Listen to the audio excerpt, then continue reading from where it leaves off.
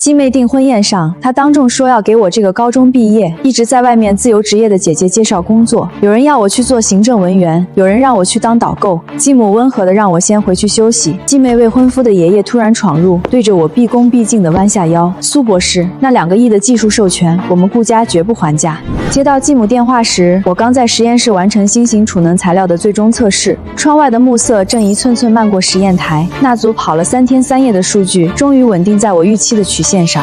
糖糖，你妹妹这周6订婚，你爸让你回来。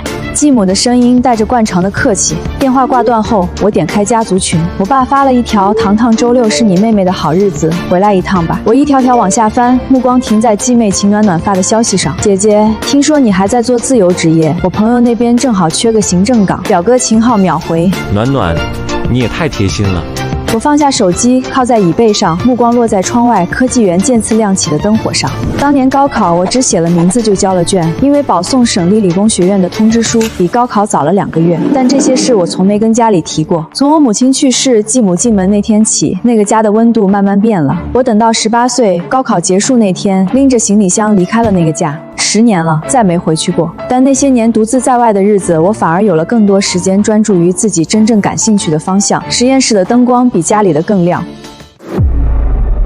周5下午，我落地兰城，开门的是秦暖暖。姐，你这件风衣版型挺好看。大城市待久了，审美确实变好了。秦昊扫了我一眼，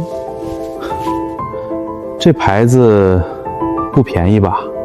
牌子的事儿就不劳你们操心了。我挑眉，10年没见，秦昊胖了。秦暖暖把自己收拾得很精致，表姐眼角添了细纹。继母端着菜从厨房出来，看了我一眼。饭桌上，我爸端起酒杯：“暖暖这周6订婚，顾家那边很重视，订婚宴定在明府酒店牡丹厅。糖糖，你难得回来，回头让你妈带你去挑件新衣服。”“对，明天我陪你去商场看看。”“姐，我帮你参考1000块。”“姨，我听说顾家是做新能源的，最近在搞什么高密度储能项目，投了好多个亿呢。”“对，顾家那个储能项目，据说卡在什么技术瓶颈上，搞了2年都没突破。顾老爷子急得四处托人找专家。”“哥，别说了。”“我说的是真的。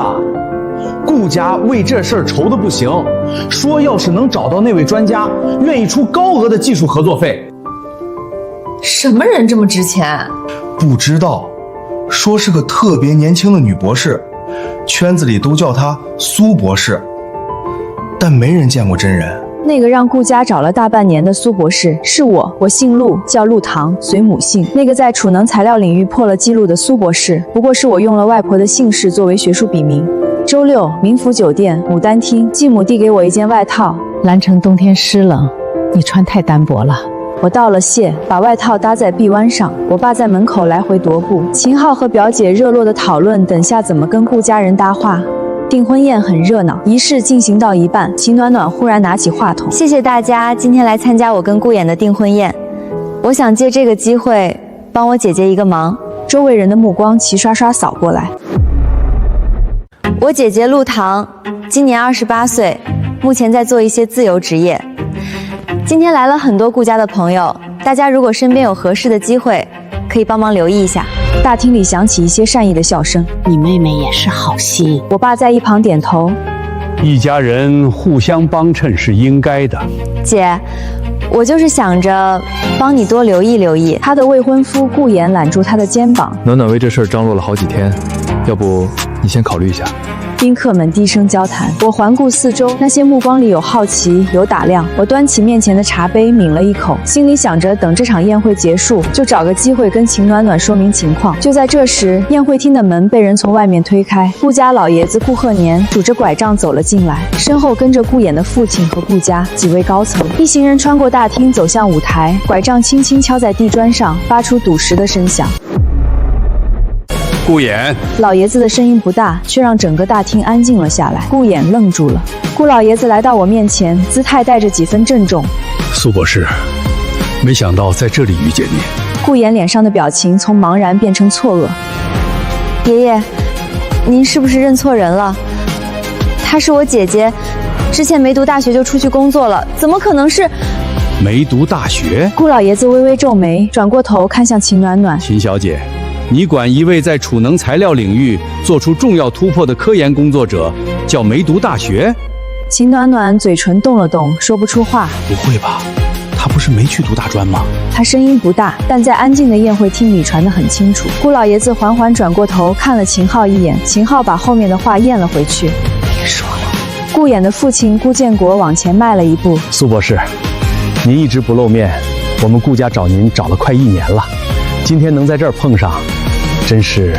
顾总，我跟你儿子刚才被请出去的时候，怎么没听您说这话？顾建国的笑容僵在脸上，他迅速扫了顾衍一眼，旁边的秦暖暖似乎想拉他的手，被他避开了。暖暖，你刚才是想帮我，但有一点我需要说明，关于我的学业和职业，我有自己的规划。我们之间可能很久没有好好聊过天了，所以才会有这些误会。我确实没有在本地读大学，但我在外地完成了学业，目前从事能源材料的研究工作。这些事儿因为种种原因，我没有跟家里细说。今天既然碰到了，也算是解开一个误会。这番话让宴会厅里的气氛稍微缓和了一些。苏博士一向低调，顾某也是多方打听才得以确认。今天冒昧前来，是为之前的技术合作事宜。陆先生，您家里出了这样的人才，是大喜事。我点了点头，没有继续纠缠这个话题。顾爷爷，技术合作的事儿，周一我回兰城之后可以谈。您派个人来实验室找我。好，但有一个条件，合作对象是我个人，跟秦家没关系。我姓陆，随母姓，户口独立，协议里要写清楚。自然，顾某以信誉担保。那我先走了。门外走廊很长，铺着深红色的地毯。我走在空旷的走廊里，鞋跟敲在大理石地面上，发出清脆的回响。身后是安静的宴会厅。走到酒店大堂的时候，我掏出手机看了一眼，那个家族群还躺在列表里。我把群聊滑到最右边，点击删除并退出，然后按了确认。做完这件事，我推开酒店旋转门，走进兰城干燥的夜风里。街对面有一棵很大的榕树，风把叶子吹得沙沙响。我站在门口，深呼吸了一口，空气里有烧烤摊的孜然味和汽车尾气的味道，是这个我离开了10年的城市特有的味道。该做的事都做了，该说的话都说了，剩下的交给时间。周一，我飞回了兰城。我的团队有7个人，全是国内顶尖高校和研究院出来的。我推门进去的时候，助理小林正对着电脑。陆老师，你可算回来了。顾家那边昨天发了3封邮件，第1封问您什么时候有空，第2封问需不需要他们派人来兰城谈，第3封……桌上的手机震了一下，我瞥了一眼，是个陌生号码，兰城的区号。陆国平的声音从听筒里传出来，沙哑的像砂纸磨过木头。糖糖，我是爸。你妹妹回来之后情绪一直不太好，她把自己关在房间里好几天，你妈都快急疯了。她未婚夫那边，顾家把订婚的礼金全部退回来了。糖糖，你能不能回来一趟？爸，秦暖暖的情绪问题需要你们作为家人去关心和疏导，这不是我能解决的。顾家退婚是顾老爷子自己做的决定。我现在的工作排程很满，暂时没有时间回去。我说完这段话，把电话挂了，然后把那个号码拖进了黑名单。小林端着2杯咖啡走过来，一杯放在我手边，小心翼翼地问：陆老师，你没事吧？我端起咖啡喝了一口，没事，上周的测试数据给我看看。小林连忙把文件递过来，我翻开第1页，目光落在那些密密麻麻的数字和波形图上，心里瞬间安静了下来。外面的世界再乱，数据是不会撒谎的。隔壁工位老周正跟小陈争一个配比参数。你那比例不行，我昨晚跑过一遍了，衰减太快。你那条件根本没控温，好吧？空了你不在而已。我听着他们吵，没抬头，嘴角倒是翘了一下，低头在数据报告边缘写了几行批注。老周，你俩过来看看这条曲线，按这个方向再跑一组，我觉得有戏。接下来的几个月，我的生活恢复到了正常的轨道。最后签合同那天，顾老爷子亲自飞来了蓝城。苏博士，这地方设备都是顶尖的。顾爷爷眼光好。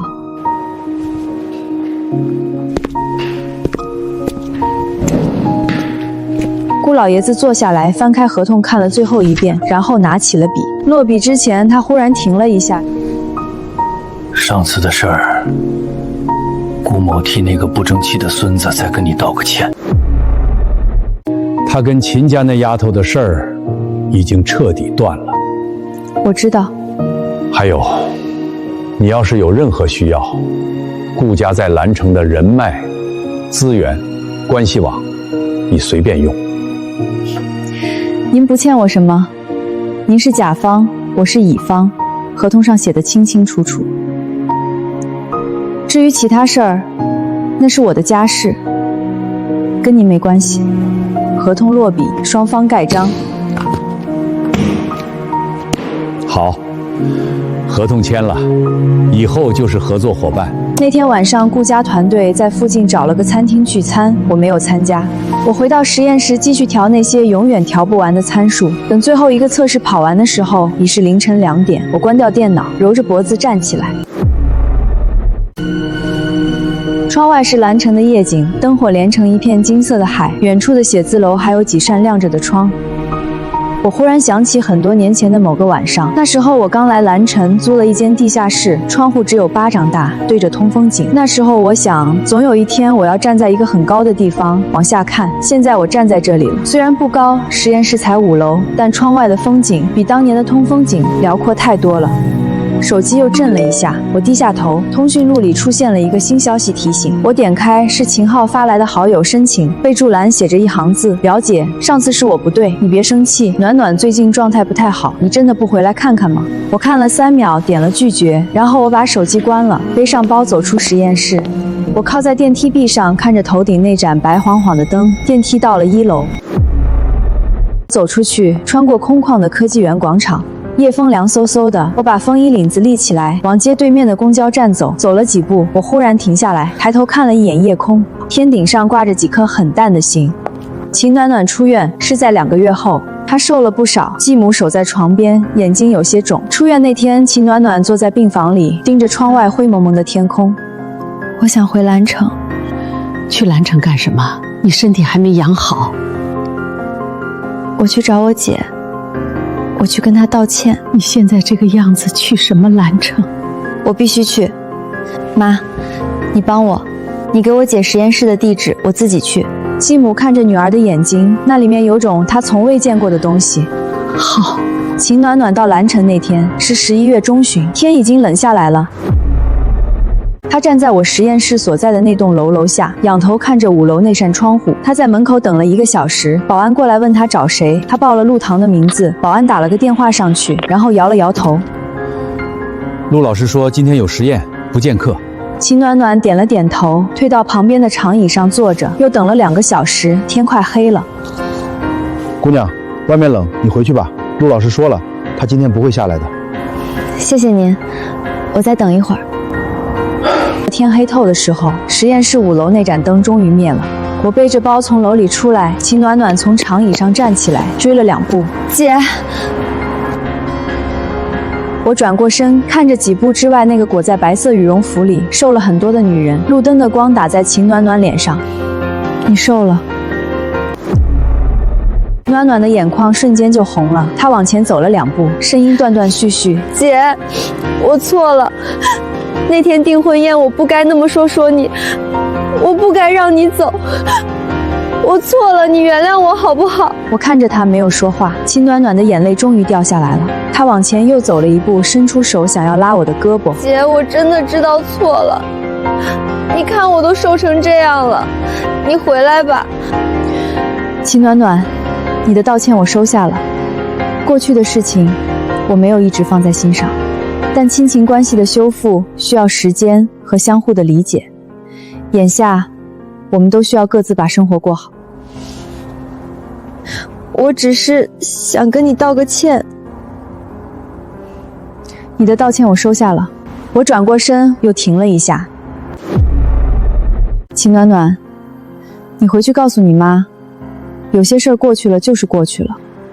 我也希望你们以后能好好过日子。我走了，秦暖暖站在原地，手里攥着那杯已经凉透的豆浆。3天后，我早上8点到实验室的时候，保安处通知我说，陆老师，前天晚上有个年轻女性试图用捡到的房客卡进入大楼，被系统拦截了。我调出监控，那个身形，我认出来了，是秦暖暖。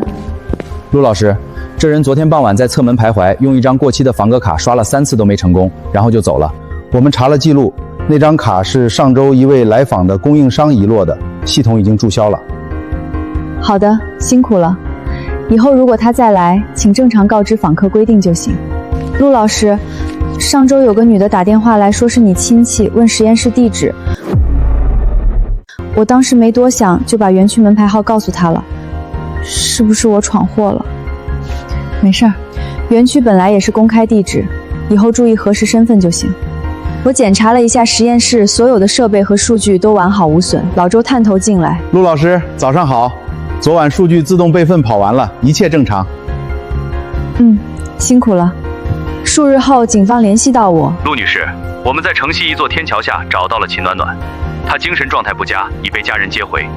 由于她未造成实际损失，且情节轻微，我们对她进行了批评教育，并告知家属加强监护。好的，谢谢你们。他没有对我造成什么实质影响，后续由家属照顾就好。1个月后，这段日子实验室忙得脚不沾地。有一天下午测试跑完1轮，数据出来比预想的好。陆老师，过了，循环寿命拉到2000次了。老周从隔壁冲过来，一把抢过屏幕看了半天，转过身来朝我咧嘴笑。成了，陆老师，咱们成了。我站在工位旁边，看着屏幕上那条稳稳爬升的曲线，心里有什么东西慢慢落了下去。来，都笑一个，记录历史时刻。老周把小陈推到镜头前，小陈不好意思地挠头。其实主要是陆老师和周哥的方案，我就跑了个腿。少废话，数据是你跑的，有功。我靠在桌边看着他们闹，嘴角弯了一下。窗外的阳光斜斜地照进来，落在实验台上一排崭新的样品屏上，玻璃折射出细碎的光点。那天晚上，团队一起去吃了顿火锅，老周喝了2瓶啤酒就开始上脸。我当年就是从一个搞材料的转行做储能，那时候多难啊！陆老师当初招我的时候，我就觉得这人靠谱。你看，果然靠谱吧？对，陆老师最靠谱。小陈被辣得直灌水，小林在旁边笑得直不起腰。我端着茶杯没喝酒，看着他们闹，忽然觉得很多事都值得。秦暖暖事件平息后1个月，说有个中年女人连续2天蹲在科技园门口，没有闹事，就是每天一早来做到天黑。我下楼看了一眼，继母坐在门外的花坛边。你小时候的相片，我收拾屋子翻出来的，你留着吧。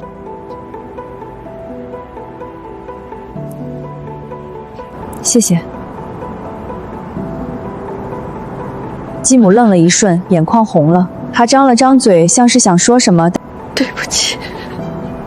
我看着她，轻轻点了点头，没有更多的话。她把布包交到我手里之后，在原地站了很久，然后转身走了，消失在科技园门口的人流里。我站在台阶上看了几秒，低头打开布包，里面是一张泛黄的老照片。小时候的我骑在父亲的肩上，母亲在旁边笑着。我把照片收好，转身回了实验室。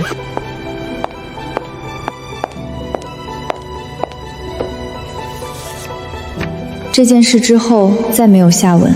陆国平和继母后来搬去了哪里，我不清楚，也没打听。那个家族群我早就退了，所有的联系方式都在黑名单里。有时候小林会小心翼翼地问我：“陆老师，家里最近还好吗？”我挺好的。后来他也不问了。2个月后，蓝城国际会议中心，一场全国新能源产业论坛刚刚落幕。我从主会场出来，助理小林跟在旁边帮我收材料。陆老师，你上热搜了，那个颁奖视频转疯了。别看了，回去把下个月的工作计划排一下。好的。刚才那场论坛上，我作为最年轻的获奖者，坐在主席台中间。小陆，你给咱们国家争光了。谢谢老师。我走到今天，不是为了争谁的光，我只是一直想往前走，走到一个能自己发光的地方，不需要任何人照亮，也不需要任何人认可，自己就是光。陆老师，刚才主办方说想请你下个月去蓝城做个讲座，你去不去？不去。那以后蓝城那边的邀请，暂时都推掉吧。我看着前方，车速平稳，阳光很好。我掏出手机，翻到相册最底下那张照片，很久以前拍的一张全家福。我看了几秒，然后把照片存进了加密文件夹里。过去的不会消失，但可以放在一个安静的地方。我开着车驶向实验室的方向，小林在副驾驶刷着手机。咦，陆老师，你看这个，有人扒出了你以前的采访视频，说你没上过大学，不对，说你自己说的没上大学。还有人说你出身很普通，怎么就突然成专家了？底下吵得特别凶。谁发的？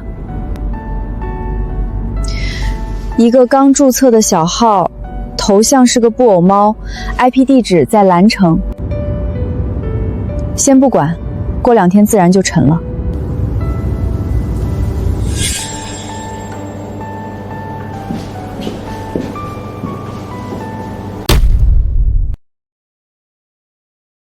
陆老师，你那台新设备的控制模块到了，但参数跟咱们预期的对不上，差了3个百分点，可能是供应商那边给的固件版本不对。联系他们换，另外把我的备用模块拿来，先顶着，别让测试停。得嘞。我把包放下，打开电脑，调出老周之前备份的那套核心算法。陆老师，那篇新闻评论区好像有人在扒你高考的事儿，说具体点。有人说你是保送生，但你家里不让你去读，还说你早年拿过物理竞赛1等奖，奖杯被人摔碎了也没人管。这些事儿是真的吗？这些是我自己的事儿，跟实验室无关。你去法务那边报备一下，如果有人持续散布涉及我个人隐私的信息，按正常流程处理。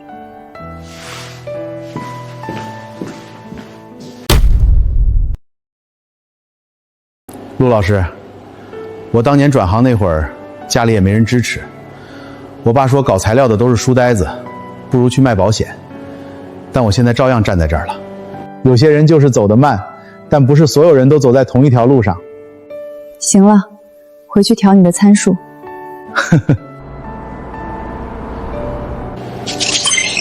陆老师，你看这条曲线，能量密度又往上窜了0.7%。老周，把第3组样子的配方拿过来，跟第2组交叉对比一下。我怀疑是那层核膜的孔性率在高温段发生了变化。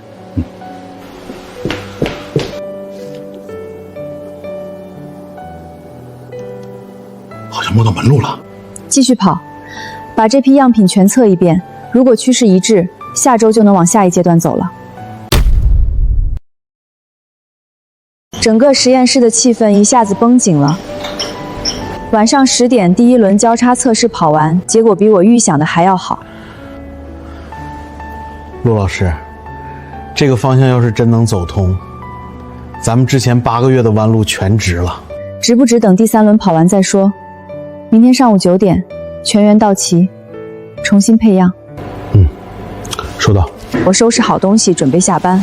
走出实验楼的时候，夜风迎面扑过来，科技园的路灯把地面照得明晃晃的。我沿着步道往停车场走，忽然注意到右侧树下站着一个身影。糖糖，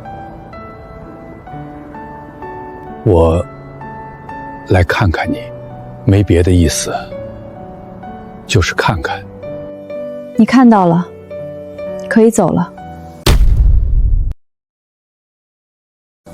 他垂下眼睛，盯着自己脚面上那块地砖缝，沉默了很久。那一年招生老师来家里，我本来想答应的。他说家里2个孩子都读书，开销确实大，问我能不能让一个孩子晚1年再走。我当时糊涂，觉得你成绩好，自己考也能考上好的学校。你当时为什么没替我说一句话？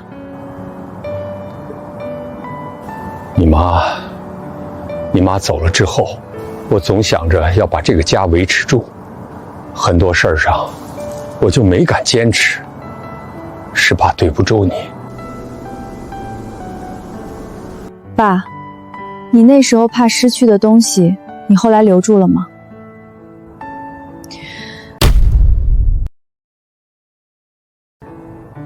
我走了之后，你跟他好好过日子。秦暖暖回来之后，你也好好对她，她是你女儿。以后别在园区门口蹲着了，保安会为难。我过得很好。糖糖，爸对不起你。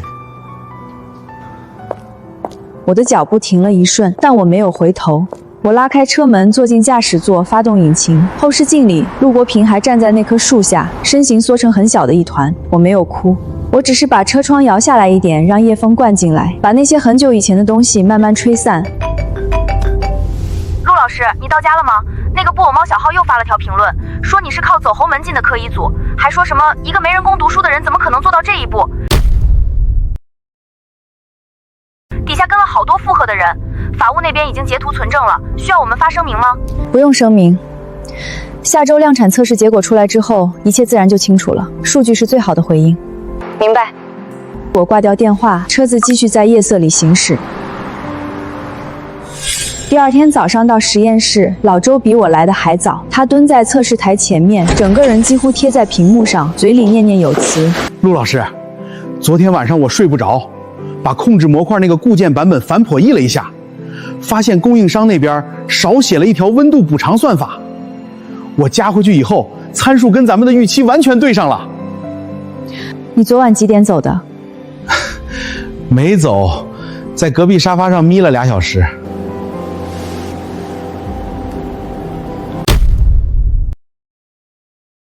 行，上午就把正式样品跑一轮。小陈到了之后，让他配第3组，我亲自盯测试。小陈在配样台前面忙得满头是汗，小林在电脑前实时记录数据，老周来回穿梭于测试间和样品室之间。我站在主控屏前，看着一条条参数线实时跳动。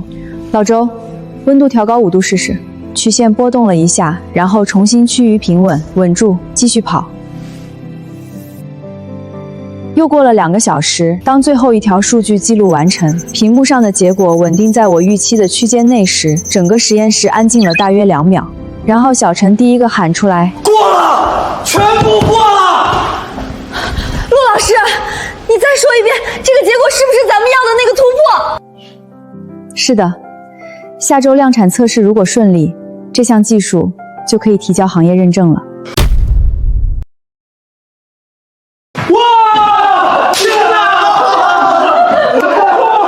量产测试启动那天，蓝晨下了一场春雨。小林在走廊里跑来跑去的确认设备状态，鞋底在湿漉漉的地砖上踩出细碎的声响。我站在测试间门口，看着那条全新的量产线缓缓转动起来。屏幕上跳出的初始数据比我预想的还要平稳。小陈趴在数据监控屏前面，眼睛一眨不眨地盯着那条实时曲线。稳住！测试跑了4个小时，中间出现了2次微小的波动，老周拧了2个旋钮就压了回去。到第6个小时，第一批样品的完整数据出来了，能量密度和循环寿命双双达标。成了。这一次他没有捶桌子，也没有大喊，只是转过身来朝我点了点头，眼角有些泛红。过了，过了，过了。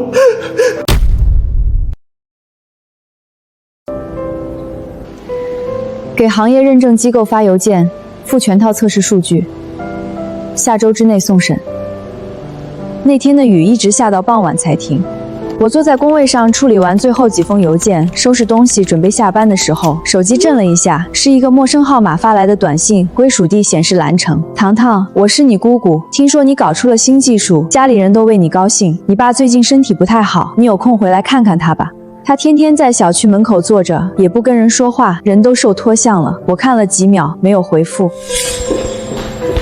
陆老师，顾家那边的合作项目提前2个月进入验收阶段了。顾老爷子今天早上亲自发了确认函，说第一批产品下线测试合格，要按合同条款支付第2期尾款。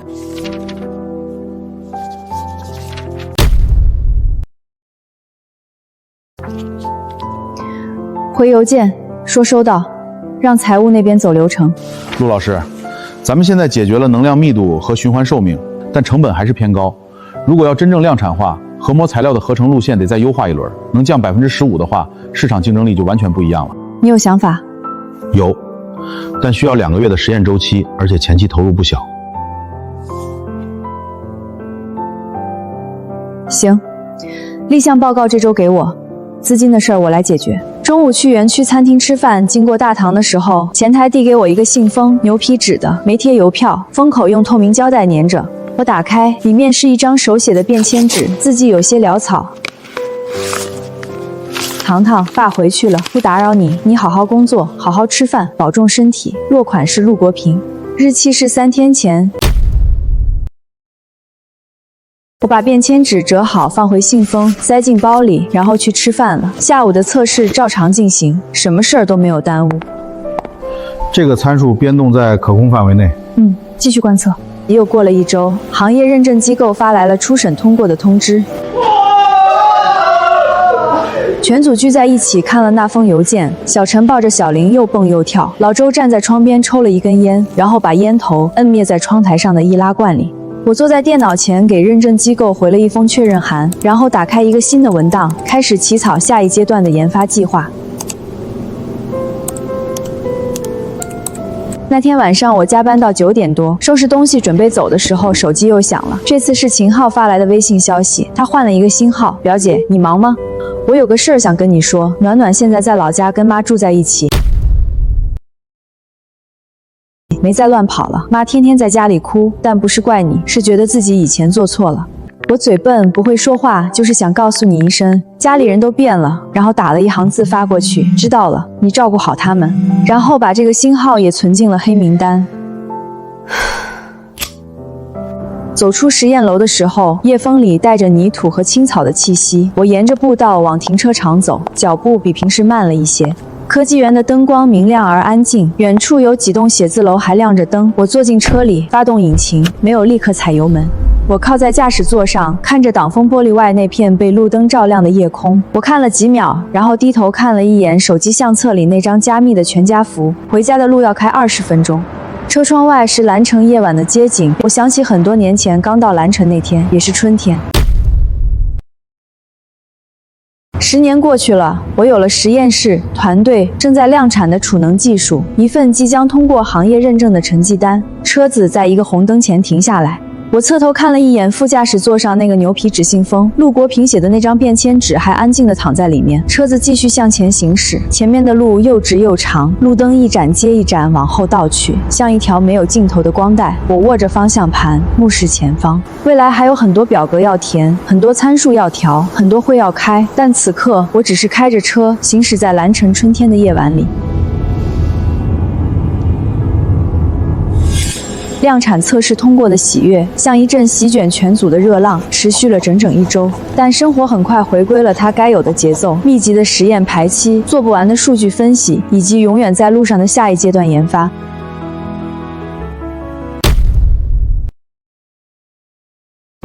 陆老师，什么事儿？那个，顾家老爷子又打电话来了，不是催项目进度，是问您周末有没有空。他说想请您吃顿饭。就他一个人，还说什么了？他说秦家那边好像有人想通过顾家的关系找您，他替您挡回去了。但他有些话想当面跟您说，关于您父亲的事。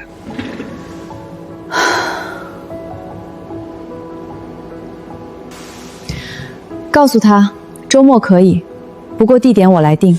周6傍晚，陆唐开车到了一家位于老城区的茶社。顾老爷子比约定的时间早了10分钟到，穿着一件藏青色的中式外套，坐在靠窗的位置上。苏博士，不，陆博士，冒昧约你出来，希望没有耽误你工作。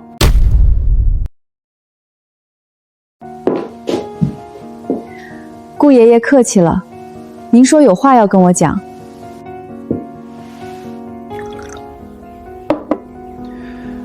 你父亲上个月退去，转为来找过我。他身体不太好了，医生说是肝上的问题，已经在兰城住院住了2周。他没让我告诉你，但他来顾家是跟我谈一件事。什么事？他问我顾家的储能项目2期有没有扩产计划。他说，如果你需要资金或者资源支持，他手里有一套老房子可以卖掉，虽然不多，但多少能帮上一点。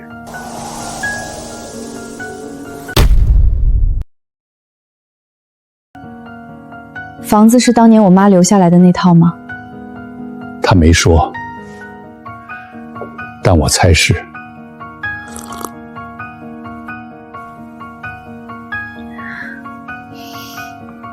他还说了什么？他说，他知道自己这辈子做错了很多事，但他不是一个坏人，他只是太怯懦，他怕失去一个家，结果把2个女儿都推远了。最后他跟我说，如果有一天你愿意回去看看，就回去看看；如果不愿意，就好好活着。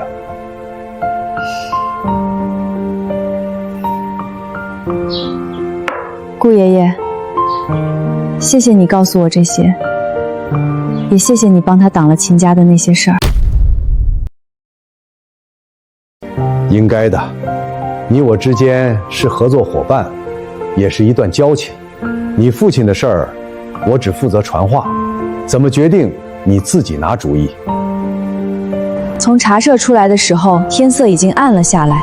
巷子里的路灯亮了，昏黄的光透过梧桐叶洒在地上，像碎金子一样。掏出手机，翻到通讯录最底下那个被他拉黑了3年的号码，手指在屏幕上方旋了2秒，然后他退出了界面，把手机揣回兜里。他坐进车里，发动引擎，却没有立刻踩油门。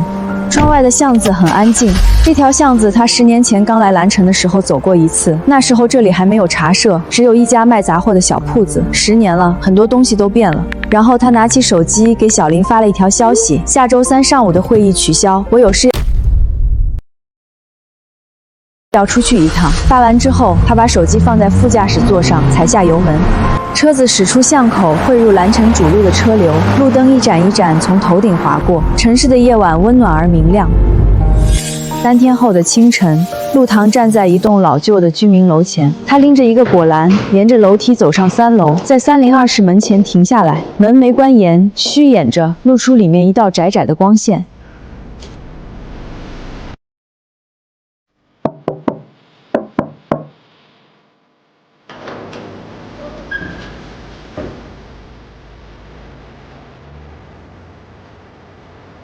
糖糖，爸，我回来看你一眼。陆国平的眼眶红了，他张了张嘴，什么话都没说出来，只是抬起手，用袖口擦了一下眼角。